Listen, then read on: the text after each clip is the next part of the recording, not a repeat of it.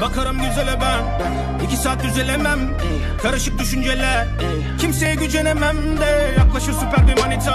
Dünyanın bin türlü hali var. Tanışmak imkansız galiba. Bir taraf Hollywood bir taraf Taliban. What the fuck was that, Fred? Consequences heavy, are you bitches ready?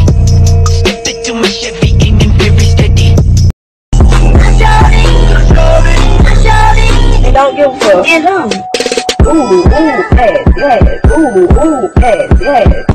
1, 2, 3. Только ты мне нужна, создана для меня. Самая моя любимая, ты только моя. Только ты мне важна, рождена для меня. Твои Alsam bir dal yine dudaklarından. Boşver geçiyor bir ömür, gerek yok uzatmanın da.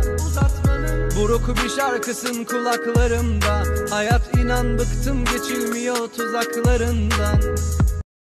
Yatadı könülde bir dert. Kalmadı işkı muhabbet. Kılaman ben indi nefret. Bana yar etti hıyanet. Hey girl, you have a perfect body with a perfect smile. Perfect body with a perfect smile. Perfect body with a perfect smile. Hayır. Ben onu sadece arkadaş olarak seviyorum.